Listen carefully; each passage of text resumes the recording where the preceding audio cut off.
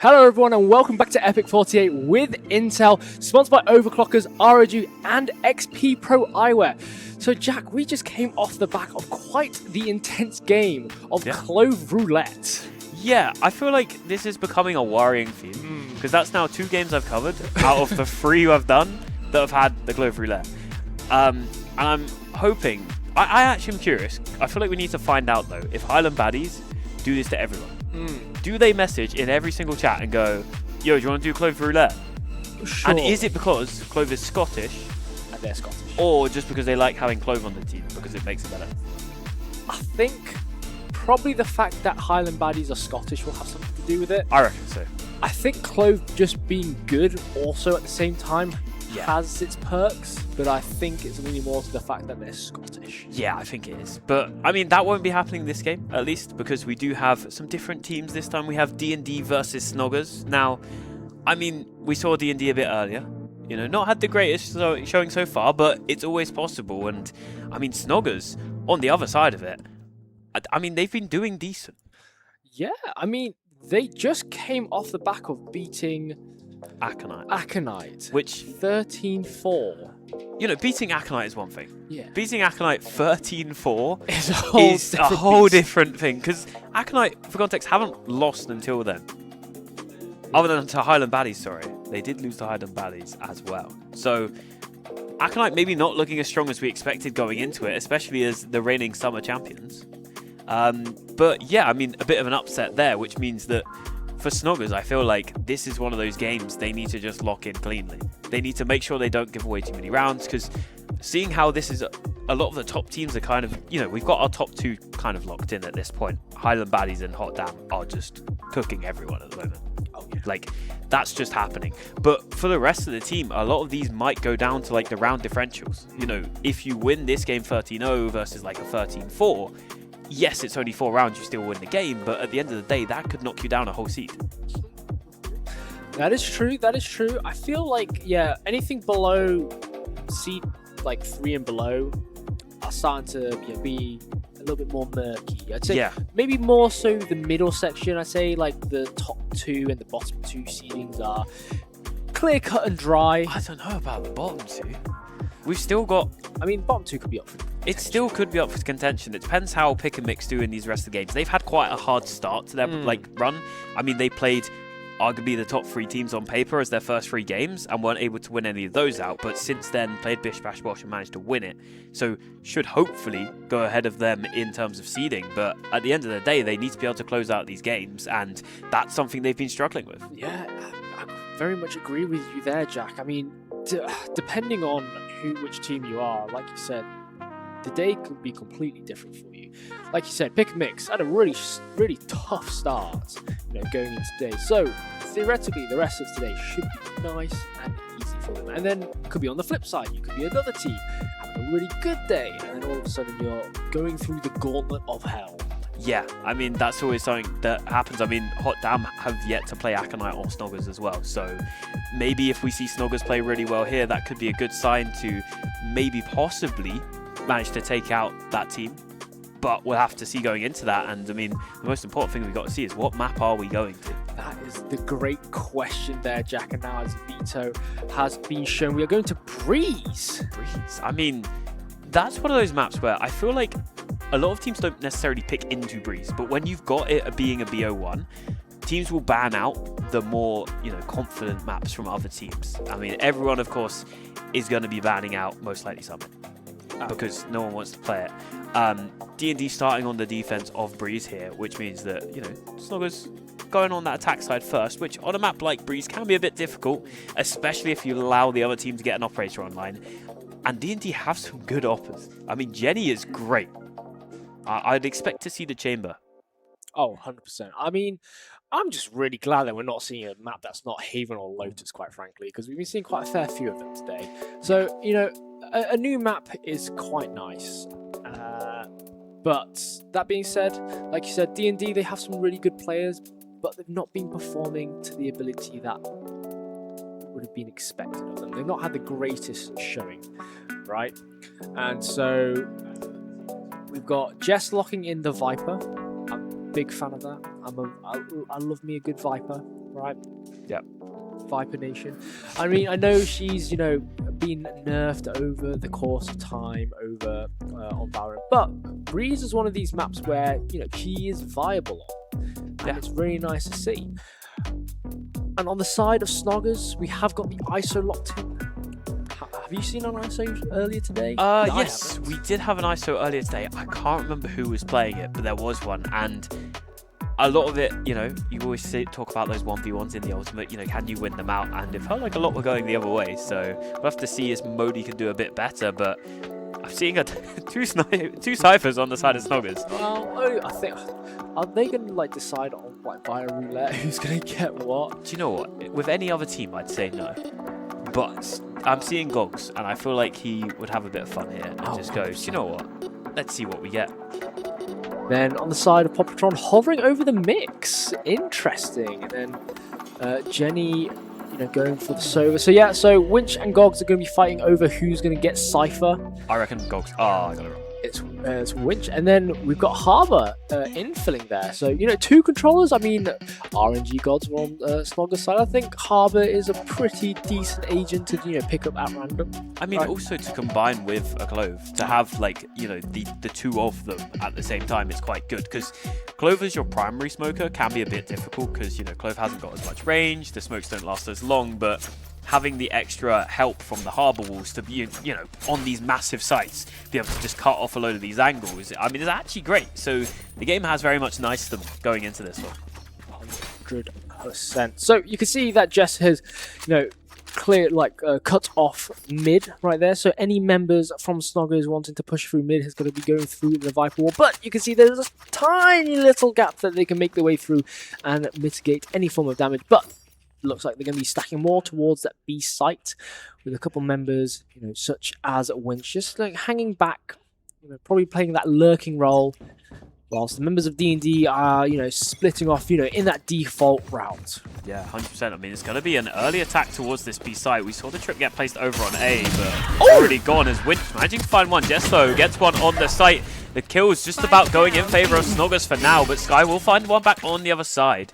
Brings it back to a 2-on-2, and with the double tap available, has that extra shield, can tank that first shot of damage no matter where it was going to hit. As Sky just trying to lurk around, waiting for this plant to go on down.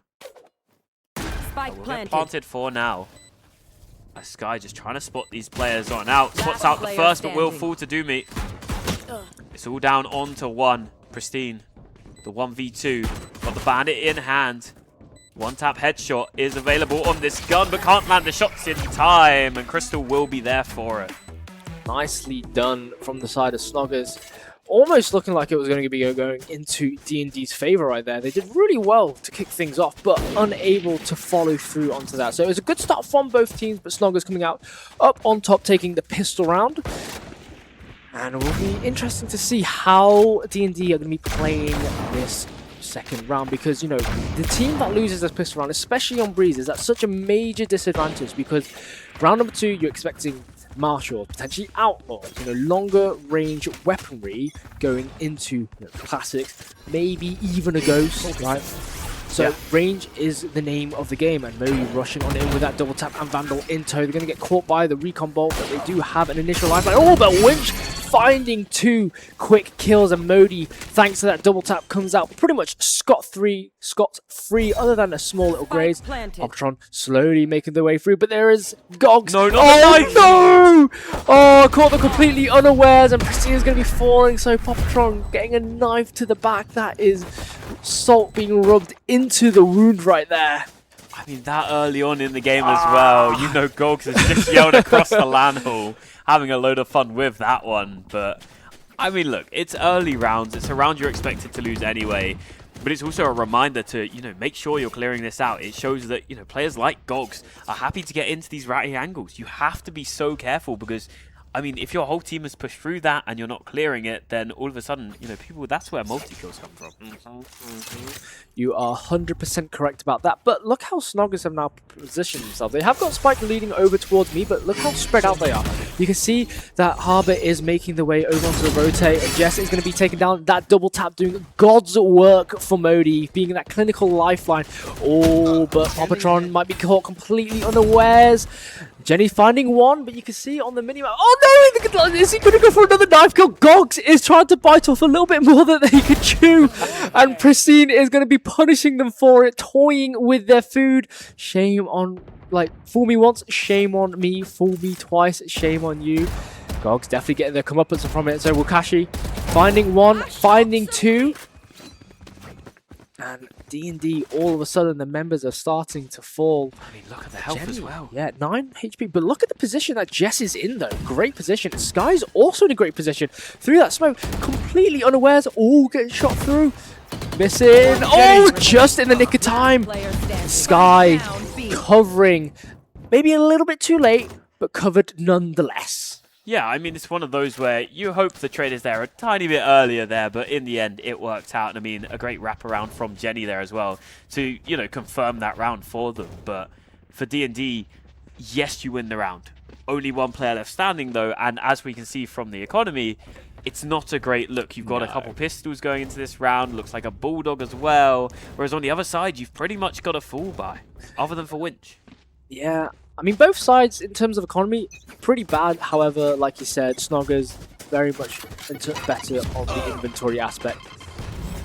Harbor, with the new rework, able to place smokes, you know, similarly to Omen.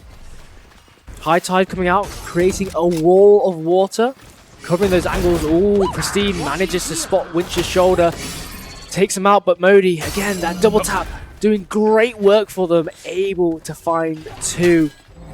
Oh, using that kill contract to send them into their domain. So Jenny is locked in with a killing machine, and Modi is going to take them down for a 3-piece, and it's all up to Popatron on the mix.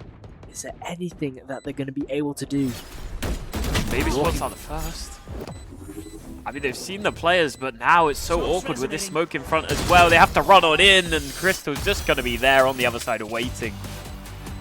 Good effort coming out from Popatron, but the second that Snoggers saw Popatron all by her lonesome, you could see that they started to encroach on their prey like ravenous fish on fresh meat.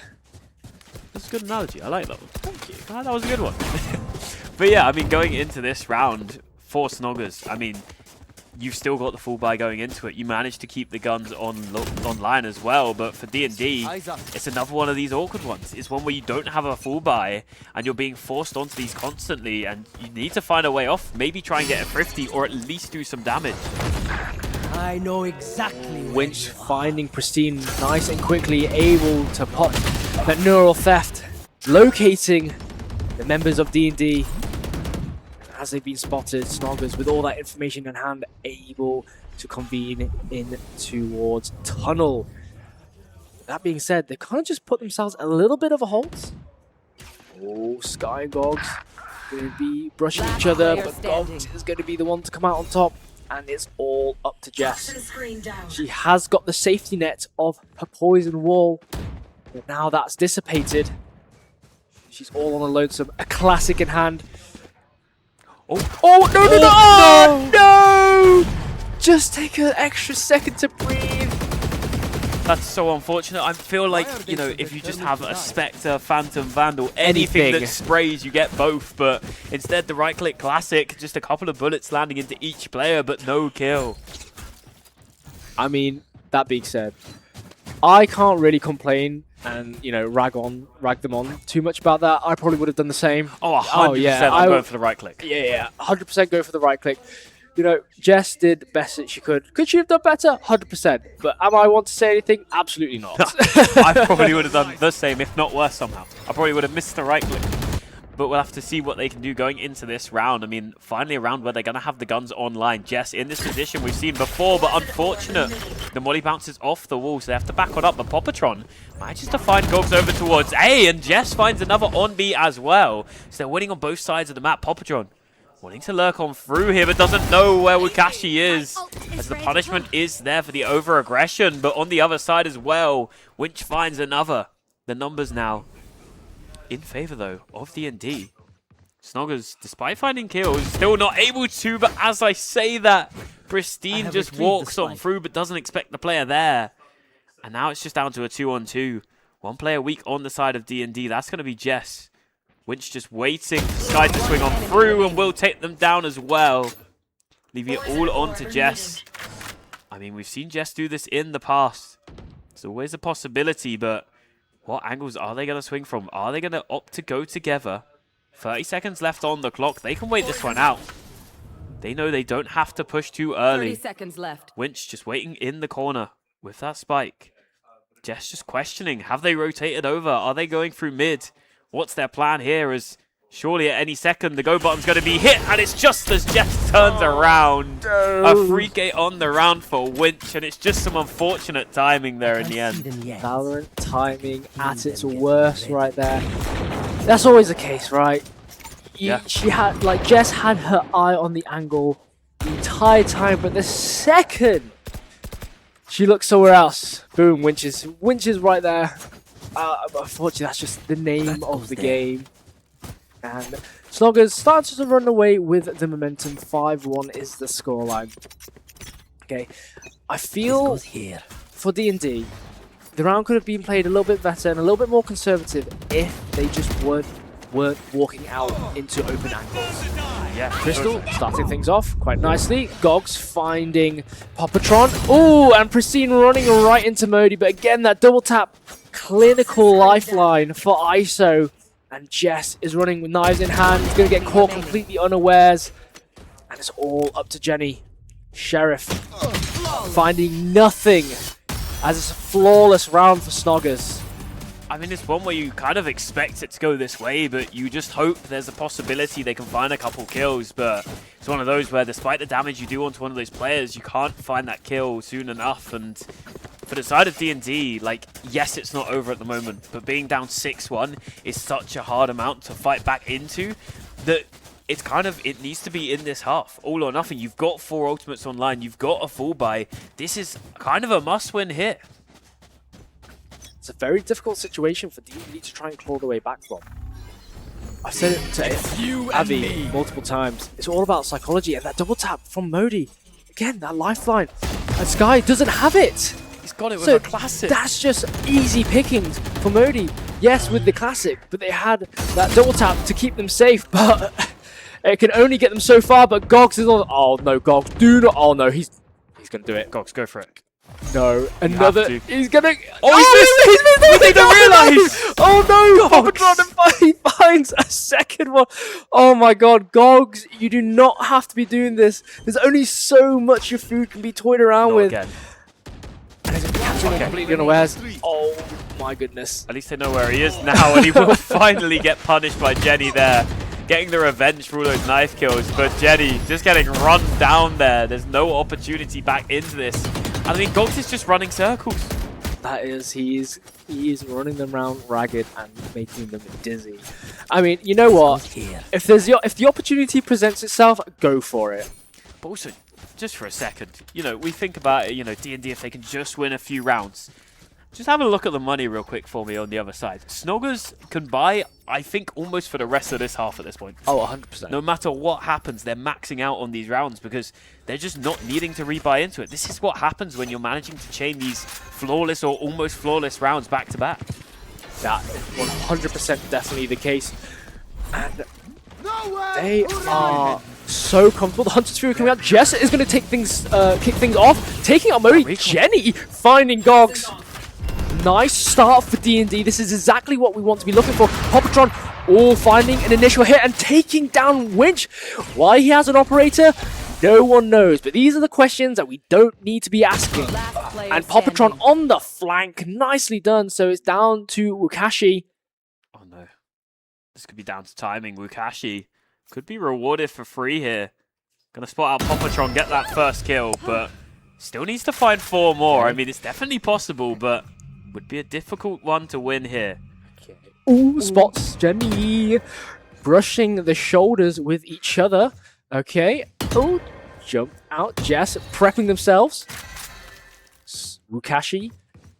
With 39 seconds left on the clock and a shooting gallery in front of them, there is nothing that they can do. I was going to say, it's only a matter of time until that one ends there, but yeah, you always think about it, there's always that chance, and you can never count them out, but this time at least, D&D able to close out that round and get their second one on the board. I mean, the difficulty with that situation that Rukashi was in, right? Popatron was floating around on the flank. So whether she came through just before entrance into, the connector or from, from spawn, Track them down. they were, in a very difficult situation either way. Yeah. Okay. And Snoggers opting to go for a completely different route. Spike is in spawn. Clove is sitting pretty. Kill contract, finding someone. Oh, and here comes the ultimate coming out from Harbor. There have been a few changes to Harbor's kit, right? And so it worked a little bit differently, but Sky taking out Modi. ISO, and Sky's going to be the one to come out on top, and Jenny finding Gogs. The D&D, all of a sudden, they're starting to turn up, and they're putting on a performance that we really want to see from them. Yeah, 100%, and we'll see what they can do going into this one, but it looks like there's fights going on site, but it's all a ruse. Nothing is to do with A site, despite the guns all going their way. It just took one rotation. Wukashi runs all the way over to A site, letting his team fall all alone as D&D now going to have to go for this retake. A 2-on-1. They'll have no idea where Wukashi's going to be playing here. I mean, he also got the ultimate as well, so even if he dies in that first one, he can go aggressive on that first opportunity. Just try and play the time a little bit, pop the ult, and then go again. As long as he can find that kill. He's going to be watching towards mid to start off here, but looks like both players coming from CT. That recon dart will reveal where they're coming from. He'll at least know that Jenny is going there. Time is ticking down as well. They need to get going. They've got to deal with him twice. Wukashi, opportunity here to win this one out. Jenny gets the kill though. Jenny needs to secure the second one or it could all be over. And Jenny just about wins that one out. And they won that round, but still a close one for Snoggers there. All it took was that ultimate and it meant they had to get the 2. Nicely done there from D&D.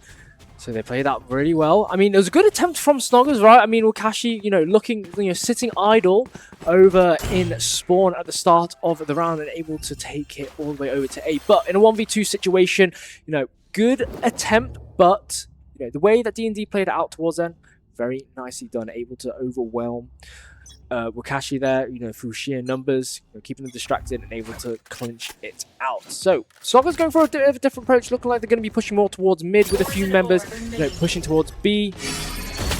Oh, Modi, again, that double tap, that is being the pain in the backside for D&D, and quite frankly, any member from either side. So, Sky is going to take out Modi, but is going to be traded out, and Jenny on the flank. Wukashi does not have an idea. Jenny did see the head of Wukashi, so that's a bit of information to feed. And Pristine catching Gogs with their knife out. Popatron also on the flank. I want to point out, Spike's in spawn. Oh, yeah. Spike is not being recovered at all, and it feels like this map has just been flipped on its head. The attackers are in the defender spawn, the defenders are in the attacker spawn. And at the moment, yes, it looks like it's good for Snoggers, but they don't have the spike. They have to fight forward here, but I don't think D&D know they actually have that control. Oh, a few shots coming out from Jenny, just tagging Wukashi and Popatron taking Crystal out. So 2 HP and a Dream. The spiking spawn. I wonder what the game plan was for this round, Jack. I'll be fully honest. This is what we call a bit of overconfidence. Yeah. They've probably gone, we can just win all these kills. It doesn't matter. We don't need the spike. And now they've realized, well, you should always take the spike no matter how confident you are. Yeah, I think, a good humble pie is what's needed. Oh, no! 10 seconds left. Oh. But if Jenny just stays alive here, it's over. Just play time. Jenny knows this. Jenny knows that they don't need to swing through. Just going to hold out, wait for the time to tick down, and now going to go for the swing there and gets the kill as well. Confirms that extra little kill, gets that round on the board, and what looks like it was going to be a really rough half for D&D suddenly turns into one that could be a 7-5, could be way closer than expected. I mean, all it takes is a couple more good plays like that, and I mean the ultimates as well. So close for those last 2 players, but they've got a lot online. I want to see something from Jess here. I mean, has had the ultimate online for multiple rounds, but keeps getting punished on that front pillar. Just maybe sit back and just pop the ult instead and allow the players to rotate over to a different site. Now we are going into the final round of this first half, Jack. And Snoggers does have the lead, but DND are starting to slowly close the gap. And now the ultimate coming out from Popatron, the judge in tow, taking them out. You know, they might be deafened by the sound of the music, but they are not deterred. And Winch falls down to the hands of Pristine, but what they do not realize is Gogs is right behind. Oh no, Gogs again. No, Pristine, turn around. Not Pristine, 3 in 1 turn around. Turn around. Turn around. Gogs. No, don't do it. Don't do it. Don't do it. Oh, that's what you get. Getting overconfident. You were trying to go, what was it, 3 for 5 If Gogs now? had got 3 knife kills in one half, that would have been a very worrying sign. But also, on the other side, Snoggers now in a really awkward position. Wakashi in the 1v2. The ultimate online as well. Gets sent on through. Doesn't connect, though. The Viper Spit still available for Jess if she can stay alive. But no, can't get the kills. And Wakashi finds both and locks in that 8th round for Snoggers. Nicely done from Wakashi right there, clutching out. I tell you what, Gogs, like people, I think DND are going to have some serious words with Gogs outside of the server after this game is done, because I most certainly would. Yeah, I mean, when it happens that many times, you know, fool me once, shame on me. Fool me twice, shame on you. But fool me 3 times. I don't even know what's going on at that point. Like, why would you do this? Like, why? This is just not needed. So we can see the setup coming out from D&D. All 5 of them are looking to go over towards that B site. You know, looking quite comfortable with especially with the Viper. You're able to cut off from tunnel as well as back sight. You know, using that Viper's wall, as well as the Aldro to just get some information. Winch set up with the spy camera all the way at the back sight, as well as the trap right there. Interesting to see how the close player can do. I mean, often the Viper was getting caught out on the other side, and this time Winch will fall as well. It feels like that front pillar is just not a safe position for anybody in this match. You have to be so careful, as up top, just trying to connect the shots as Pristine manages to find one. That's 2 on the round already. Pristine stuff. Am I right? That was so bad, but yes, I agree. As Crystal now. One of 2 players left standing for the side of Snoggers gets punished as well, and I mean, Wakashi in the middle of nowhere. Just waiting out, chilling on the beach. Went for a little beach day and all of a sudden needs to try and clutch up for the team. I mean, enjoy the summer as best you can, but come on, Wakashi. I know you've only got 28 HP, but in this scenario, it's better to fall victim and succumb to death than it is to save. But that being said, they do have a sheriff, so I don't blame them. Yeah, I mean, they've got to make sure they die to Spike here as well, if possible, because if you don't die in these rounds when you've lost, you do not get any money really at all. So going into this next round, I mean, Wakashi's not going to be able to buy anything. No, but like I said, they have got a sheriff, and if the players are feeling confidence, it can do a lot of damage. But now we're going into the buy round for D&D. Ideally, we should be looking at them, you know, picking up some heavy firing inventory. But sheriffs and bandits are going to be the name of the game, which personally isn't a play I would go for. I would probably opt to go maybe like a Bulldog was there, or a Marshal, maybe even Outlaw. I feel like they're playing the long game though. Yeah. They know they need to be able to string a lot of rounds together, so, you know, a lot of the time you'll full buy into your second, but it means your third is a lot weaker, whereas if you partially buy into that second, it means the third can be better, but Modi already punishing these players early as Winch finds another as well on site. Modi's just going to back on up, down to 19 HP, but still wants to take the fight. Double tap is popped, and Sky will find that kill instead, as Gogs in the corner will get spotted out this time. No opportunity for any shenanigans this time, but he's just trying to spam them through the wall as Popatron has found a kill on site as well. Gogs just backing on up, keeps getting forced back as Winch just finds the kills anyway. All down onto 1 player now, and they're going for the knife again. Oh no, they're all going for the knife. No! Oh, poor Popatron. That healing aura was just trying to top their team up. But once they realized that Popatron had to reload all of her weaponry, they were like, that's it. Time to swim with the fishies. If that Bulldog had bullets in it and ready to go, and just for a second earlier, all three dead. Oh, 100%. 100%. And it would have been so funny to see, but unfortunately not going to go that way, as Snoggers now have the opportunity to convert this into the 10th round in the board, and we often talk about it. Double digits is kind of the one you want to hit. That's kind of where you see that change.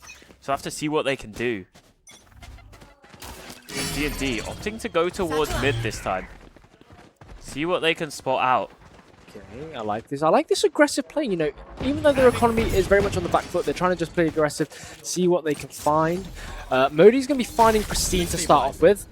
That double tap is up, and Modi finds 2. Spike down mid. Modi, this is just unfair. He's running on forwards, but can't find the kill.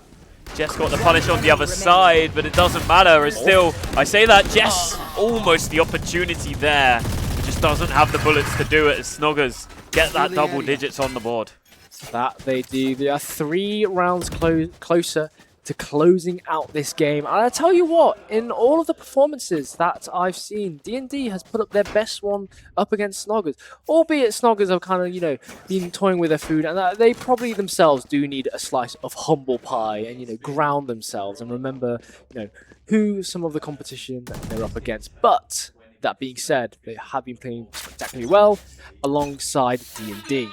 Yeah, 100%. We'll have to see what they do going into this one, as DND this time opting for that A-site aggression, but Jenny going to get grabbed straight away. Trying to win out this 1v1. I think it's an Odin on the other side, and Jenny, what a snap that was.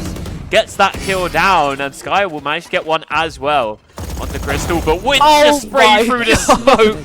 The Odin paying off eventually. The spam just going on through this wall. Winch, though, gets forced on back, gets revealed, and Jess will get the kill. Gog's there for the trade, though, as the opportunities are still there for Snoggers to get back into this round. As I say that, though, Gog's left down to the 1v3, just spots that player before the smoke drops. He's finally using his gun for the first time this game, and it's starting to pay off. Last player standing. And he's getting himself a pre-K. Popatron. Here's the noise notification coming out from that gun swap. Has a bit of an idea of where they are. They are just going to sit tight and wait.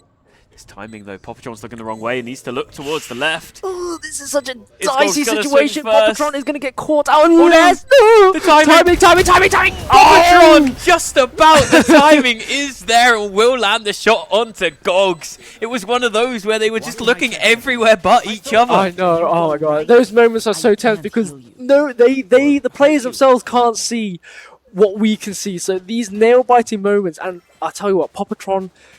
It was very risky for Popatron to just sit there. Yeah. Right? Because there was a fair few angles that Gog could have come out from where Popatron could have been punished. But because Gogs, you know, was looking at every other angle, you know, trying to clear them all out, Popatron was able to come out on top. I mean, it's kind of that unorthodox angle. Yeah. Who's going to sit backside behind the crate? Exactly. Who's going to sit there? It's too risky. Why would you do it? But that's why it works. If you don't know what you're doing, how the heck is your enemy going to know what they're doing? They say expect the unexpected, but you know, these are, you know, next level tactics. Winch taking out Sky to kick things off. Okay, they have got, you know, the cage. Oh, as well as the stun trap, but Winch is just going to miss every single bullet, and Pristine is going to take them out. And the concussive aura. Oh, yeah, them beats. Doing work, but Snoggers coming out on top. I love how you're enjoying the beats of the mix now. That's great. But yeah, for Snoggers, I mean, that's a great round. You know, 4 players left standing. Yes, a couple of them are quite weak, but at the end of the day, it doesn't really matter. That's 11 rounds on the board. All it takes kind of now is a round like this where you've got the gun's advantage and it leaves D&D in a really awkward spot. Do you try and force up, not allow them onto the match point, give yourself that little bit of buffer, but it's a round that's kind of harder to win? Or do you put all your eggs in one basket and go for that last round, knowing that you not only have to win it, but you also have to win it keeping guns, or you can't buy for the next round? I think if I'm in D&D situation, I would maybe half buy or eco this round to then be able to full buy next round. But yes, it's a riskier play because, you know, if you lose this round, Snoggers, they're on, you know, getting on to series point, which is very much going to be looking to the case because Modi is just going to start carrying them But if they don't check those angles, they're very much going to fall. And Crystal running through with the Odin. Takes one. And it's all down to Jess. We know what she's capable of. But this is 2-1v1s. Jess has the opportunity here. And the Viper's Pit available as well. Manages to get that first kill. Viper's Pit available here. Can pop this down. This would be a great opportunity to use it. But has no idea where the player is. Doesn't want to pop it too early. You really want to be making sure that you got your wits about you, because Winch right now is sneaking around. Does Winch know? Yeah, he Winch is. knows, Winch knows. Winch does know, and they are just slowly making their way over. Jess, I think this really well. Not opting to stay on B site, but what they don't realize is that Cypher cam is set up for that right pyramid. It's been spotted. I'm just questioning why Jess hasn't popped the Viper's Pit Yeah, here. I would invest in this. Unless they're... Oh, the timing there anyway. You know what? I won't ask the questions anymore. That's my bad. Because, managing to find that kill onto Winch and being able to keep that ultimate for a future round is way more impactful. Even if it is a bit risky in the moment of, are you going to win this? Are you not? If you pop the Viper's Pit. Like, if you lose that, you're going to sit there and go like, I probably should have put the pit, but it doesn't matter in the end. That was a really, really important round for DND to win, because now they've delayed, Snoggers from getting onto series point. And it's kind of starting to dent their economy now. I mean, you can see in terms of ultimate economy, right? Both sides have, the same amount. So, Wakashi gonna get taken through to domain expansion as the kill contract come through, and Skies is gonna be coming out on top, taking them out and leaving it all up to Gogs to secure B site. There's also one pop on the other side. They both got popped at the same time, but the Snoggers player unable to connect onto that one. Ooh, Gogs is vulnerable now, so, few shots is going to be able to sort them out. Modi finding two before they get traded out. And oh, Gog! No, Gogs! Gogs! You can't keep getting away with this! You can't be doing this! Oh my goodness. I think we're on 4 knife kills for Gogs now? Or was it 5? I think is it 4? 3? No. Is it 3 because you missed the third one in the first half? No. He's on 3. I think this was his 4th. Quite possibly. I think All I know is it's too many. Yeah, and he should not have even got one, let alone any more. Can we stop letting Gogs get away with this? But, I mean, it's one of those where, a player like Gogs, he's going 14 and 12. He's got 10 assists as well. He's doing everything he needs to. Yeah, let him have some fun. He's doing well. And to be honest, a lot of the fact, the way he's able to get away with these knife skills is his positioning. He's positioning really well into areas that D&D wouldn't be expecting. But then that also begs the question, is it also, the fault of D&D for not checking those angles? Again, you could argue either side. I feel like when it's a player like Gogs, you don't know. He's just everywhere and anywhere at the same time. But it'll be interesting to see here as the ultimate is invested from the Cypher. That's going to show where every single one of these D&D players are, and they're going to get crunched on through. Jenny going to get caught up, going to get blinded up. Which has found 2 with the shotgun. Crystal finds another, and Wakashi gets the last. It's a 13-7 for Snoggers. But D&D, that was a great fight back. Yeah, that was a great performance from D&D, and kudos to them for doing so well. I mean, Snoggers, congratulations, 13-7, putting another score on the board for you. But D&D, do not count yourselves out. You've got a phenomenal performance compared to what we saw at the start of the day with them. Yeah. They are really starting to turn a new leaf and starting to get into their stride. I mean, this is a bit of a sad stat maybe, but also a good sign of maybe some momentum building. But the amount of rounds they won there is the same amount combined of their last 4 games. They just won 7 rounds there, and in the other 4 only got 7. But that sounds really bad in one case. But at the same time, for you to finally lock in and get those rounds, it felt like when we were first watching them in those first games, a lot of these rounds were so close. It took 100%. just a little bit more to convert them. So maybe they're starting to lock down some more of those rounds, keeping these games closer. And now it's just, can you get those extra few to be able to be in a position to try and close out the game? 100%. And I think with the way that D&D are going, I really hope that they can continue building this momentum, because they have been able to improve through every single game as the tournament's gone on, and I really hope that they do find more success. Yeah, I mean, it's only a matter of time until, if you keep building up these rounds, at some point it's going to hit 13. And it's just how many more games do they need to do that? You've only got the one more group stage game against a team called like Pick a Mix, which, you know, have had some shaky times, but realistically, they're taking teams close. Even the teams that are really good in this tournament. So maybe one that it's a bit of a worry. Can they try and get something done here? But regardless, going into that bracket later on today, getting that little bit of extra momentum, just having that extra little bit of play, and just a bit more practice, to be honest, it gives them that opportunity to maybe go a bit further. Exactly that. But with that being said, that's going to conclude the game for us. So we are going to be going over to a short break. And don't forget, if you're here at EPIC48 with Intel, do not forget to check over at our sponsors of ROG, you know, where they've got, you know, lovely sets of, you know, equipment, you know, displayed overclockers as well, with the gorgeous PCs as well as peripherals, as well as XP Pro eyewear. If you feel like your eyes are being strained by blue light, you know, get yourself a pair of these shades with the the nano hex technology. It's really good. I mean, I've been wearing them all day, and quite frankly, I really like them. I was going to say, or if you just want to look as good as Panda, you might be able to pull them off as well as him. Flatter me. You might need to buy a new shirt, though, because that shirt, that's a one of a kind. Oh, no, trust me. I love the fact that this is a post-production nightmare. Oh, 100%. But I mean, for someone to be able to pull that off, that's only you, bro. It's quite the statement piece. But I appreciate the compliments, Jack. And with that, we're going to go over to a break, so we'll be seeing you very shortly.